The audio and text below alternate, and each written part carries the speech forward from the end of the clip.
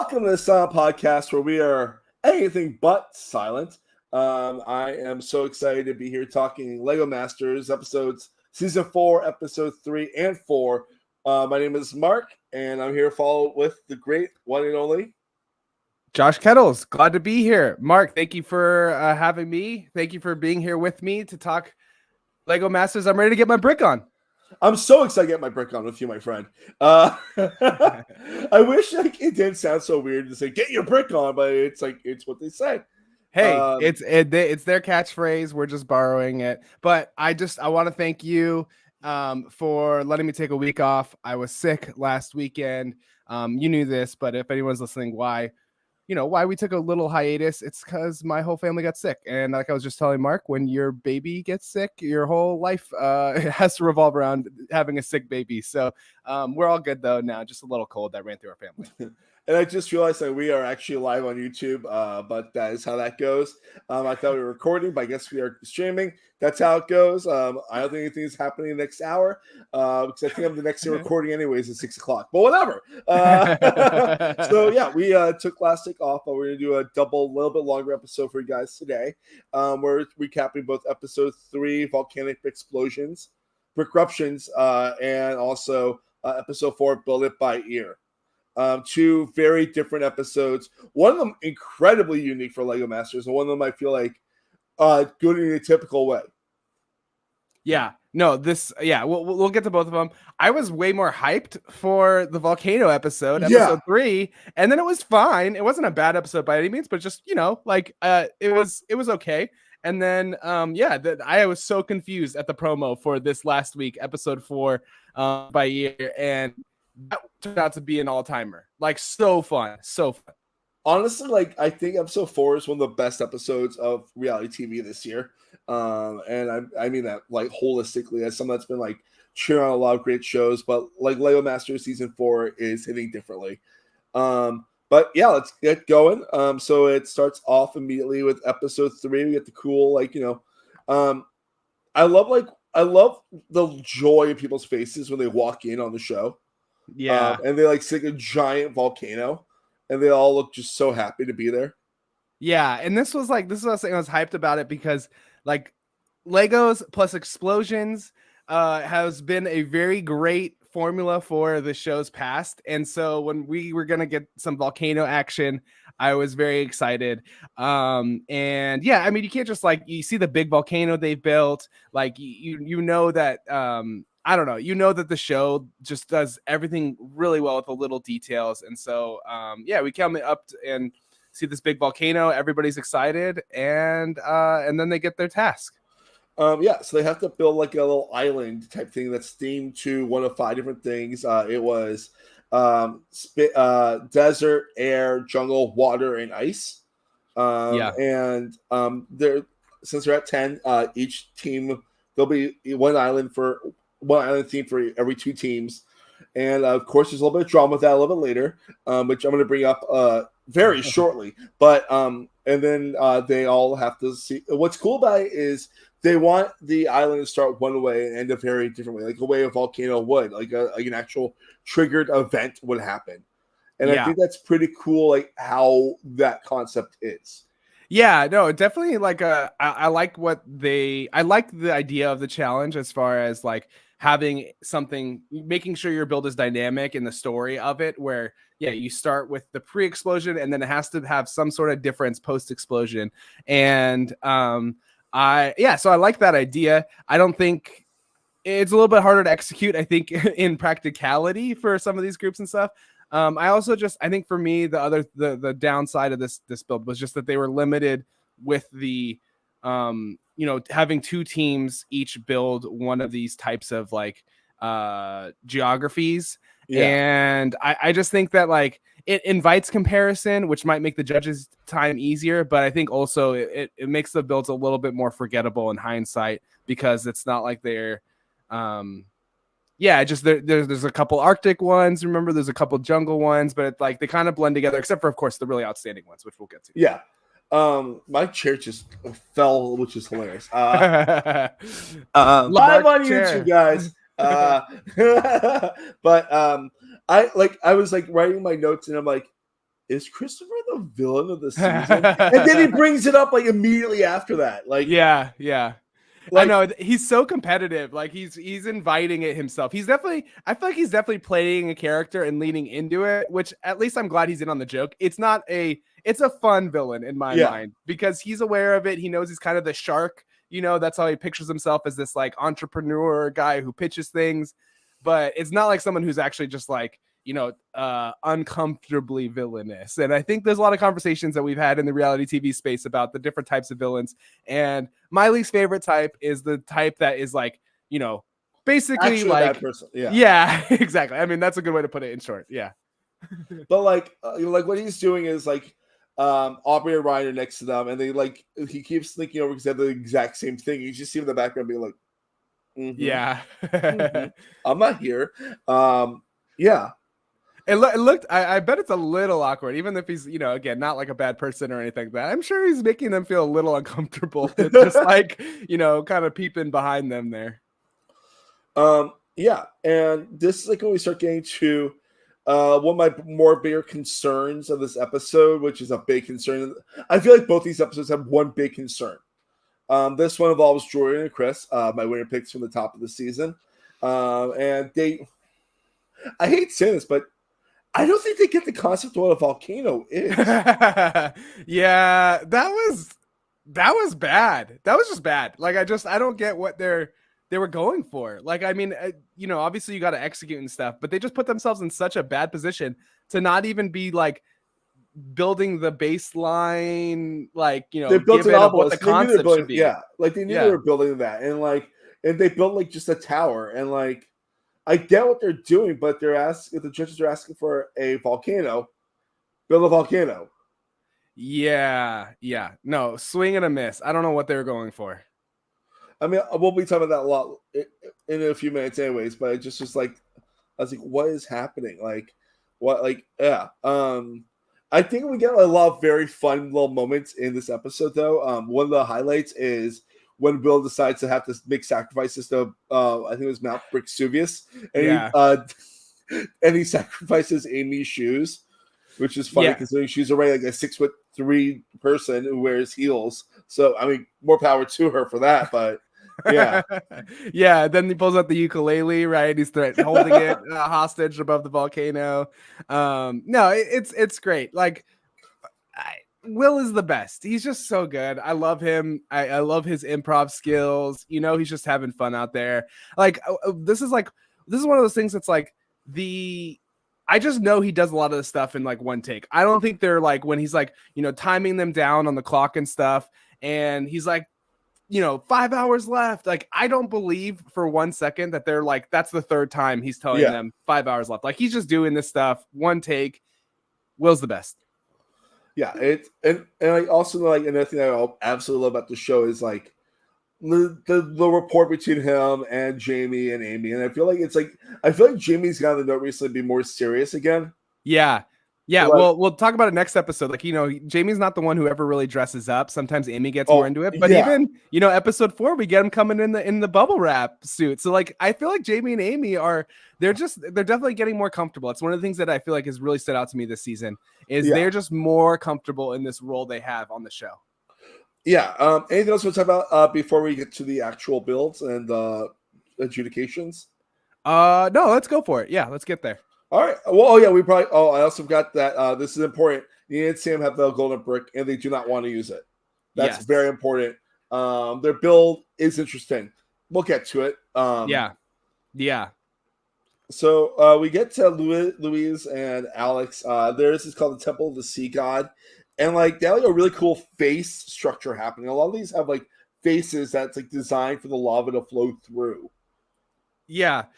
Which I loved. I mean, like we're talking about, like, is an obelisk a volcano? Definitely not. But a temple does have a volcano shape, and I feel like it's like, okay, that's a great, like, you built the stories, the temples are built on top of the volcanoes. That totally makes sense to me. So the fact that we got a couple temples here, not a surprise. And I think like they both turned out great. They both were like really good. Yeah. And I think honestly, like Louis and Alex, they're really coming to their own. I feel like they had like a little bit of a rough first episode being a little generic, but after that, they've been like nailing it, in my personal opinion. Yeah. I wish I saw a little bit more personality of them. That's kind of my gripe. They just like seem a little bit like reserved. They're not the biggest like personalities on the show. So if they're gonna stick around for a while, I hope they come out of their shell a little bit more. But their building has been going very well, right? And we'll talk about that next episode too. Yeah. Then we get to Tim and Tim, and they had the big plunge, which in a weird way to me kind of felt like a weird aquatic store, like you would like if you went to like a pool store and like had like buy like chlorine and stuff. That's like kind of what it looked like to me. That's funny. Yeah, no, Tim and Tim. God, I love those guys. So yeah, that's all I have to say at this point. We'll revisit them again. I will say the flow looked really cool when it went through and like activated the fish swimming more and stuff like that. But yeah, super well done, very well done. Then we get to Poppy and Ben, City of the Scorpion Worshippers. This is big. Yeah, they nailed the lava flow coming down and wiping out the worshippers there. Like they really, really knocked it out of the park on this one. And it was so unique. It just looked like, again, of all the different volcanoes and stuff, even the same, like, you know, topography that they were building on as a different team, like theirs stood out so well. And also it felt kind of like the movie The Mummy to me in a weird way. Yeah, definitely. Yeah, and like how it hit the king and also it was a really, really a fucking cool thing. Yeah, no, it was like The Mummy, Indiana Jones. Like they captured that spirit of like the you know, an adventure, like, you know, coming across some sort of like scene like this. Yeah. So then we get to Jordan and Chris, and theirs is called The Ancient Awakening. And like I'm not gonna lie, it actually looks really cool. Like it looks really cool. Yeah, that's like the issue with it. Yeah, there's a lot of issues with it, unfortunately. One of them is it's not a volcano; it's an obelisk of some sort. And the bigger issue is that they had like a water flow type thing happening that would raise the giant snake and would look really cool. And I think it got like one level up, if I'm not mistaken, if that. I don't even remember it turning. So yeah, I mean, I also was watching this episode, you know, fueled by NyQuil at that point. So I might be misremembering some of the details, but yeah, that snake was not getting up. And that's a quote I don't want taken out of context. It's like if our show gets big enough, we need to get a solid podcast out of context. Yeah, you could start with that one there and clip that. But like, yeah, this one hurt. I'm not gonna lie. That I'm watching that, I'm like, cool. I know. These are guys that you had your eyes on from the first episode, like wanting to see them succeed, and thought they seemed like really fun personalities. So it's just a bummer, right? They seem like fun guys. Yeah, but they and Jamie came down really hard on them too. Yeah, definitely. I mean, deservedly so. It was really one of the biggest whiffs we've seen, definitely this season, and even in a long time, I think, on the show. And especially with the cats before, like it's not a big shock. They had a lot of ground makeup in this one, and they didn't. Then we get to Allison and Melanie with the Kaboom Box Lava Planet, and it looks cool. And I've noticed something about their builds. Okay. Every one of them has a lot of purple in it, or some purple. Huh. Like, all 4 builds, including the next one, has purple in it too. Yeah, they kind of go for a more like cartoony, I don't know, like vibe for some of the things. Like even this one, and then also the next build, both were kind of like not the straightforward way to go with the what was given to them, and they kind of go for this more cartoony is not the right word, but more expressionistic, you know, versus like build like this like realistic scene or something. Like it feels more like closer to what Lego Friends set is. Like those, I don't know if you've seen those toy sets. Yeah. Like how they're how they don't like look like minifigs and stuff like that. Like it's and a lot of purple, if not mistaken. I don't really play with those sets, but they're cool. Okay, I'm gonna pay attention to this though. They kind of have a distinct style, so we'll see if that kind of transfers over the next few episodes as well. Yeah. Then we get to Emily and Kelly with the Rainmakers, and like it looks fine. Yeah, this is just one of those, like, you know, in the middle of the judging, it's just in the montage of builds that are just like okay, and that's what we got from them. I'd say like lower middle of the pack, but the middle of the pack for sure. Yeah. Then after, like, I just don't have anything to say. I mean, like they they seem like they're having fun, and that's great. Yeah. Then we get to Aubrey and Ryan with the Temple of Gold. And honestly, it looks really fucking cool what they're building here. Yeah, no, very fun. Again, the Indiana Jones vibe with like the bridge and stuff. They really nailed that. Like it really feels like it's a movie set come to life. Yeah. And it's weird because I feel like for them they're either really, really good or really close to good. Yeah. I think that I think what they've done really well in these 2 episodes that we're recapping today is the scene that they've set is really, really good. And so for the volcano, that was very important. Then, if it's, like the main character, like setting up some main part of the scene, that's where, maybe they might struggle. So, yeah. Which definitely is a big thing for them next episode for sure. But yeah, they're really good at the storytelling aspect of it. Yeah. This one made me laugh so hard. Christopher and Robert with I don't even think it's Jungle of the Sun, yeah. Exactly. And like Christopher immediately starts going, oh, I'm like, are we watching Survivor now? Like, I know. Christopher, he is extra, but I'm here for it. I think Christopher's growing on me. I'm here for people just mixing it up and bring something different to the show. And so I don't think that while Christopher is definitely playing a little bit of a character, it seems like he is somebody who does that probably in real life too, like outside of the show. I'm obsessed with Amy's face when it starts. She's like yeah, definitely just wide-eyed shock. Like that was not something she was prepared for. And then we get like a rare Robert talking. Robert rarely talks. And he's talking for a portion. I'm like, oh wow, Robert speaks. That's great. Yeah. Then it's Nina and Sam with the Penguin Island, and it's an interesting build. It kind of reminds me of like a Donkey Kong Country level kind of. Yeah. Definitely with like the different, like the slide and the mine shaft or mine cart thing coming through. Like that's right. It definitely feels like a video game level. That could be. And it goes so bad so quick. Like the volcano like explosion like makes the minecart like shoot across like and you're like, wow, okay, they might be in trouble. And then like the lava flow is just really messy. Yeah, I think Nita and Sam, I'm getting the picture, they are always going to be ambitious. And maybe they'll learn their lesson a little bit here going forward. And so they're either going to be the best of the week or they're going to struggle because they're going to run out of time to like make some of these technical aspects of the challenge work. And so I really like Nina and Sam. Like they are so good when they hit. I just want to make sure like hopefully they're like learning some lessons to plan things out for the future. Yeah. And it also like it was a lot of gray brick on there too, which is interesting. Yeah, I just think they ran out of time to really make sure all of it technically was going to fit together well and to put some detail on there and everything. Yeah. But again, the missions got the better of them this week. But they're still in it. Yeah, I think Paul and Lolita sort of suffered the same issue with mainly one color for their build, which theirs was Arctic Legend of Arctic Island. Yeah. And they had like a cool like dragon coming out of it. But what was really cool is their lava flow like went everywhere. Yeah. Like controlled everywhere. Yeah. Yeah. No, they did great. I think there was like again, it's kind of like similar to Nina and Sam, except for I feel like they were less ambitious.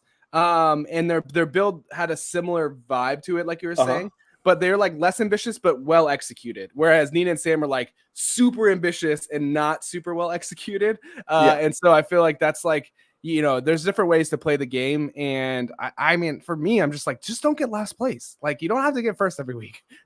Yeah. It's like Amazing Race. It all matters is you get to the end.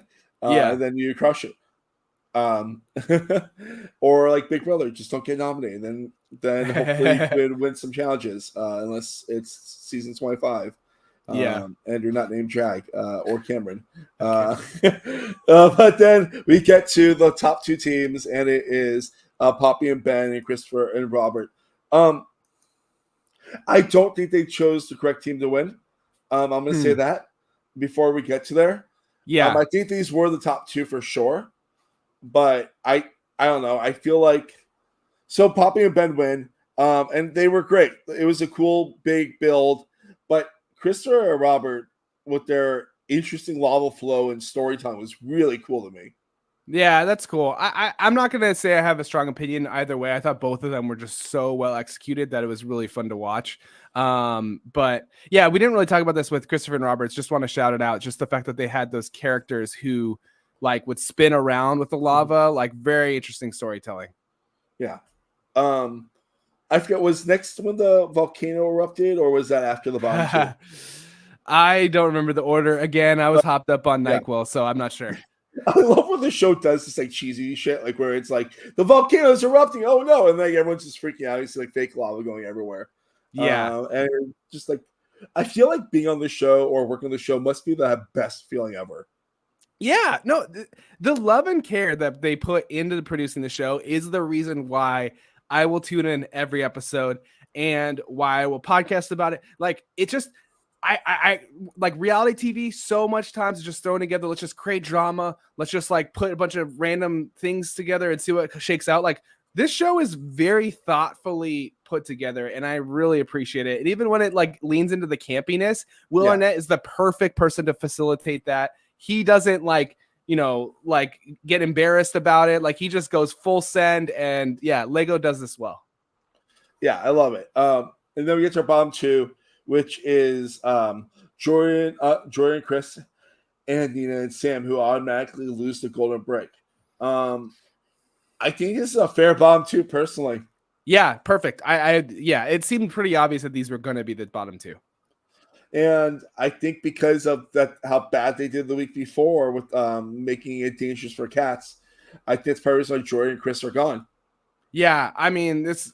Last week, like they could have gone home just like on a technicality. This week, they also didn't like technically make a volcano, and that could have been enough to send them home. And then also didn't work. So like it was. This was one of those weeks where it just was very obvious who was going to be going home. Like I know Nina and Sam also deserve to be in the bottom two, but there was a huge gap in like my like anticipation of who I thought was going to be going home. Yeah. It's not like in the first episode with the guys that like weren't able to build anything until like 4 hours left. This is very different. Yeah. It was like misunderstanding the idea and trying to do something different. Again, I like Jordan and Chris from the jump. I thought they were great TV. And I think that they had a fun time. And I like seeing those type of players that want to like that have been like playing Legos for a long time, and Lego brought them together in a fun way. And I'm sad they're gone, but I'm happy we had them. Yeah, what a great story of how they met. And to be honest, I'd rather see people like them who are trying to do something and swing and miss. And even if it totally whiffs and blows back on them, like at least it's not an issue of like their skill level. I've just been very impressed this season, just in general, with the baseline skill level of all the teams. Like sometimes they put people on that I'm like, I don't like, you just don't know if they could win. I really get the sense that like any of these teams could win and could go home any given week. And so Jordan and Chris, definitely not the worst people we've ever seen on the show. 100%. They're not even the worst in the season. Let's get to the next episode. Episode 4, Build It by Ear. I really love when the show does a fun sketch to start the episode, where it's just like all audio mixing, and Will Arnett going straight to work, and like you hear like the sounds of like the studio and like the hairspray and the clippers and all that stuff. I love it. I love that kind of like fun vibe that you get from the show always.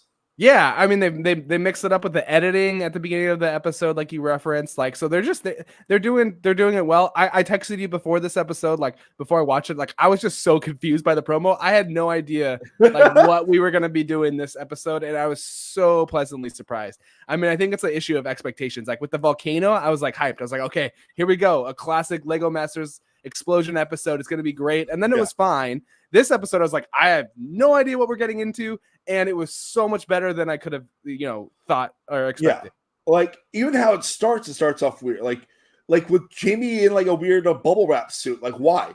Okay. Yeah. Okay. But then we get to the concept of the episode where they have these sounds, and they don't know what the sounds are until they press it. But they see like aha, they see burr, they see zap, stuff like that. and then they have to build a set inspired by that sound.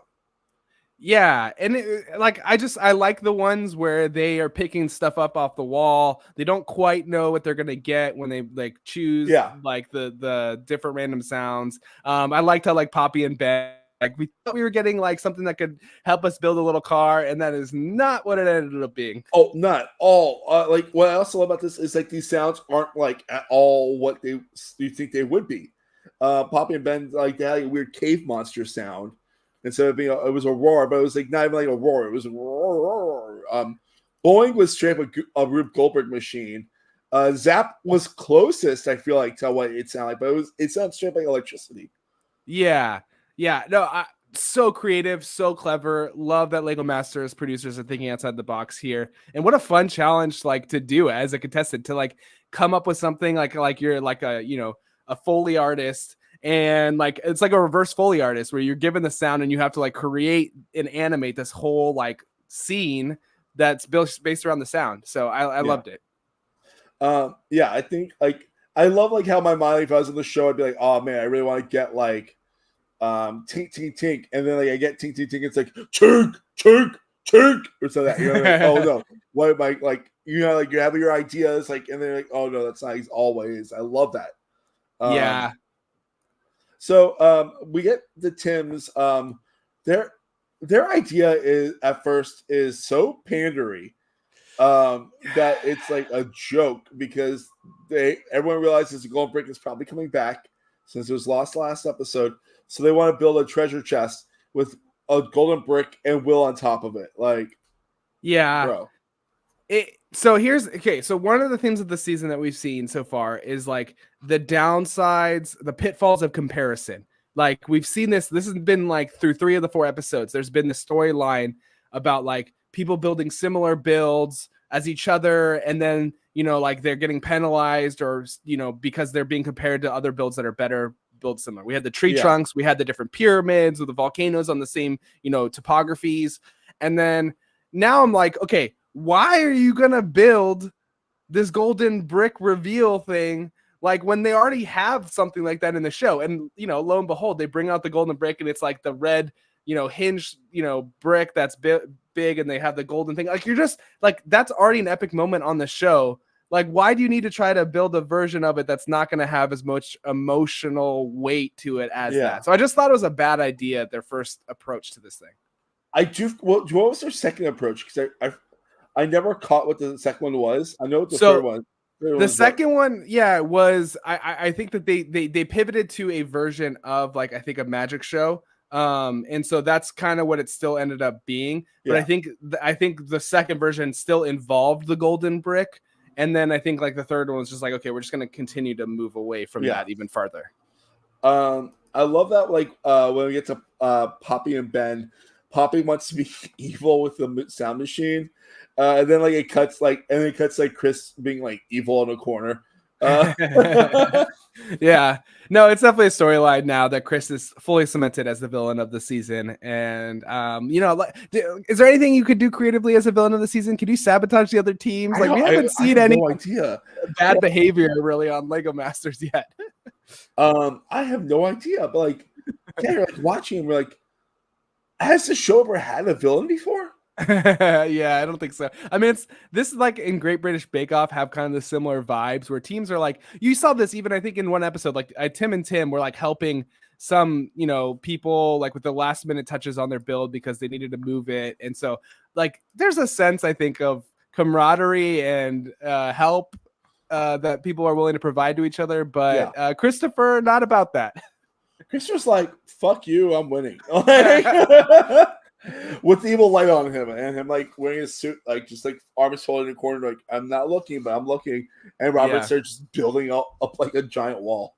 No, they're built different, Yeah. So like the episode continues, and like Will's like, hey, I found this whole box of sounds. What the hell does that even mean? It pulls out like a whole bunch of sounds, and he's going, well, what's this? And then you see the red brick box.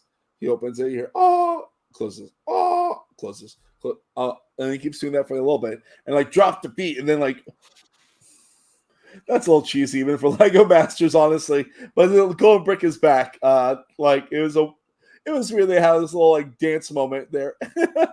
Yeah, I loved it. I mean, I wasn't too cheesy for me. I think it's just fun. And I the Golden Brick thing is a little tough for me. I think it's great to incentivize teams to go big and try to get first place, because otherwise you are just going to have a bunch of teams trying not to get last. But I almost wish that there was a way that like they had to play it the next episode or something, or like, because I want to see the Golden Brick like involved each episode. I don't really know like the solution to this. I'm gonna have to brainstorm. Maybe if I have a good idea, I'll run it by you on this podcast, Mark. And then we'll send it off to the to Denmark, right? Yeah, exactly. Not to Georgia, where the American version's filmed. Yeah. Let me think. I also love how we're getting to like Nina and Sam like trying to figure out how like rebuild their reputation. And they have this idea for a cuckoo clock, which we're going to talk about later, because holy shit. Holy crap. Yeah, so good. But like any other things that we want to talk about before we start like talking about like a little more detail about like the Tim and Jamie and Amy thing? No, let's just get to it. I think we could go there. Yeah, like so basically like Jamie and Amy look at them and are like, this is a bad idea. You should do a different version. Like, because there's so much empty space in this build, and it's just because they turn into a stage, and they're like, okay, we're just gonna like make it a magic show and still use and make it kind of like Will. Yeah. They pivoted. I mean, they learned right that the mechanical aspect of their build wasn't going to work. Like the flap was going to be too heavy, so they just like had to pivot. Yeah. And then Jamie and Amy come and they're still saying like, this is not going to work. And so they try to pivot again. And I don't think even Jamie and Amy were trying to get them to pivot a second time to be a third idea. They just were saying like, this is not going to work, what you're going for. And I think that they almost panicked too much again and tried to overcompensate with just trying to do something again that was even more different than their original idea. Yeah, I feel bad for those guys. It was they just kept digging themselves deeper and deeper into a hole. Yeah. I guess we should probably get to the builds now, right? Let's do it. All right, so we got Poppy and Ben. Their sound is roar. They had a Hydra attack, and it was kind of fun, like how they pitched it. Like they did like as a news boy, like extra, Hydra's attacking the power plant. And what I love about it is like you see Godzilla popping out of the water, like stuff like that was like really cool to me. No, Poppy and Ben, they're climbing my ranks as true contenders to win this season. I think that they have some really, really high end capacities here to build some crazy things. I think that like the storytelling was so fun. Like there's just like you get the roar. Okay, you could just build a dinosaur or a dragon or something or Godzilla, but like the fact that they threw in the jets and the motion, then they have another one that like they don't have the time to build a whole separate monster, but you could at least have it poking up out of the water. It's just really clever, really well done. I think they might be in my top tier of contenders for the season. For me, they're in the middle, but I understand. Like I think that they're great. I do feel like the whole Paperboy act is a little more of an act than it should be, but we all have our things. Yeah. So then we get to Christopher and Robert with Zap, which is the Alien Conquest 2 Electric Boogaloo. Now, what I love about this build is like how they have that like belt running all the way up to the ship, so you get like motion with the tractor beam, and then it's a fun build what they have happening here. So good. And of course, I know again, Aubrey and Ryan are like comparing it to them, but like just the sheer size of the UFO was incredible to see. So obviously made the other spaceship look small by comparison, but the storytelling, even like the little characters going up the beam on that rotator belt they had was so good. It was great. It was a great job. It was a really good build. Like honestly, they've been climbing the ranks for me too. Am I cheering for the villain? I don't know. I really don't know. Like, there's a lot of teams I love this season. So, then we get to Aubrey and Ryan with Brr, Brr, Brr, which does not sound like that at all because it's not like a cold thing. But theirs was Mess on Brick Jupiter. And I'm not gonna lie, they had some of the most cool landscaping of any of the teams this episode. They had some really amazing things happening, but their spaceship looked terrible. It was straight up like a plate, basically. Yeah, very two-dimensional. Like it just, the again, like I said earlier, like with the temple, like they really nailed the environment and the details. But then when it came to like the show, the front and center, what's gonna take front and center stage, yeah, it was like a two-dimensional paper, like blue mess. Like it just did not seem to compete with what everybody else is putting out there. Yeah. And Jamie hates it too. Like, again, I love when we get sassy Jamie. We don't get that too often, honestly. Yeah, definitely. Then we get to Lewis and Alex. And it was monkeying around, and basically this is a fucking cool set. They were used their teacherness, and they had like as if like the students were monkeys, and like there was a giant tree inside the classroom, and they were the monkeys were all dressed in prep school colors. Also, that prep school is very much near where my parents live. Like I did think, like when I saw like the name of the school, I was like, oh, I know exactly what school that is. Yeah, that's funny. Yeah, no, I really liked it. I thought that they were very, very, very clever. I think there's this like the creativity, the levels, like you can be given a prompt and just kind of try to execute on that prompt. But if you're taking it and like looking at its slants, like how can we add something that only we would build this build? That's kind of like my thing with creativity in general is like, you know, like I want to write something that only Josh Kettles could write. You know, I want them to build something only they could build. And as the teachers, like, you know, they really heard this monkey noises and they're like, okay, for us, this is what that means. And that's just always going to go over well with the judges and just in general, like with the audience too. Like, so I really, really, really like that they leaned into their own selves and story in the build. Yeah. I mean, I feel like I would like to do something that's like less classroomy soon. But I mean, we might get there next week with type of build that's happening. But I agree. I think like it's a really cool, unique build, and it's got a lot happening to it, which is really nice. Yeah, well executed too. Definitely want to throw that out. Not just a creative idea. Like it was really well put together. Lee and Allison and Melanie with their sound Snarl, and it was a monster meal. And this is like a really, really big set. Like really big things are happening here. Like love monsters, like. And like watermelon, and it was like really, really cool. Yeah, and again, like you pointed out, now that it's really sticking to my mind, like very distinctive style. Again, only they would build it this way, with it kind of being cartoony, and that purpley, like those jewel tones. Like they really have a good sense of style, and so it was really well put together. Like I don't know how to describe it any other way because I don't know younger terms. I know they're definitely younger than me, but like it reminds me kind of like Lisa Frank to a certain extent. Yeah, I don't know if Gen Zers know what that is. But, I get what you're saying. But like Absolutely. It's like not as extreme as Lisa Frank, but like to a certain extent, definitely that vibe. Yeah. All right. After that one, we had Paul and Nalita with Squeak. And it was Who Stole My Cheese. Okay, so this is one that I was actually very concerned of from the jump. Same. Yeah, I was absolutely nervous when I heard the idea of what they were building. So they built like a baby in a crib. And like building like human in Lego is not easy. And yet they killed it.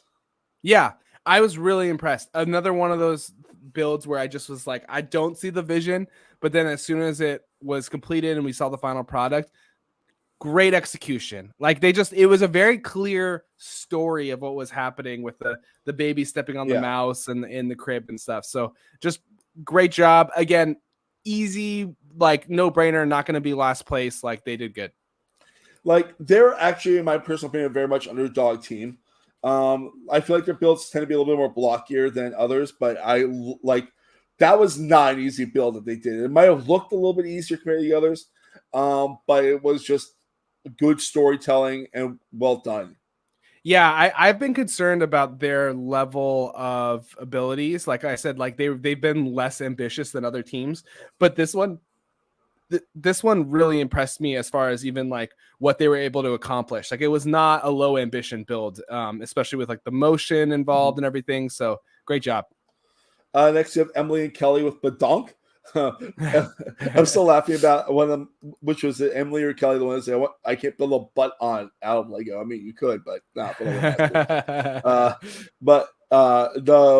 They made the lonely robot, which was I personally thought it was really cute and very sweet, but it also was not a complex build. And I feel like it was a little too few colors for what I wanted. Yeah, it was definitely like you're saying, like just kind of a little too simple with the colors and stuff, but also just the big blocky like that's I just know from watching the show that when you're gonna build big blocky things, like they are not gonna like that because we just know that that's easier to do with a short amount of time, and so especially when they didn't really like spice it up with colors to pop or more details to show off their creativity, which is kind of these big blocky robots. I knew that there was a chance to be in the bottom two, but I agree with the judges. I don't think they didn't deserve to be in the bottom two because of some other teams' mess ups. But in a week, like in a few weeks, if they're still building something like this, it's not going to be good for them just because it's not going to be up to snuff with the other teams. Yeah, they have like in my mind maybe 3 more weeks left if they keep doing this. Yeah, I think so. Then we get to Nina and Sam with Boeing, and it's One Flew Off the Cuckoo Clock. And Josh, wow, wow, they're so good. I told you from the beginning, Mark. I was like, these guys are so good. You've always been on their side, and like they're good, but like they're really good. when one of your builds is bigger than your literal competition, like you know that you're doing something well. They built a 5-foot tall grandfather clock. Yeah. And it was so bright and colorful, and it matched the sound so well, even with the hand that was improperly swinging back and forth. Like it just was so good. It was so good. It was so good. It was like, yeah, these people like just higher than that Lego already. Come on. Yeah, and you know what? And like, I just want to point this out. Like, maybe I'm stereotyping. Like, Nina is in this thing. Like, it's not Sam plus just some helper. Like, it's not Poppy and Ben, where like Ben is definitely the brains, and Poppy's like another set of hands. And like, again, Nina has been building Lego for a long time too. Yeah, she's so good. And like Sam was running by ideas through her. I noticed that this episode more than others. Like he's like, what if we did this? What do you think? And she's like, yeah, that's a great idea. Like they're a team, and that's like so beautiful to watch. But also like that means that they really have a lot of potential because they're both really competent in it. And so I love it. I'm so excited to see what they could build. If this is what we're getting, like only 4 weeks into the show, come on. We're in for some pretty insane shit, probably, honestly. Yeah, let's go. I'm so excited. I'm so excited for that. And then we get to the last build of the episode, the Tim and Tim with Twinkle, the Great Will Roni. And we did get the one thing I love about this was we got Illusionist. Because I'm a big Arrested Development fan, and anytime I can get Arrested Development joke in, I'm gonna be happy. I didn't even I get that now that you're saying that. I'm so pissed that I didn't actually understand that joke when they made it. But yeah, that's great.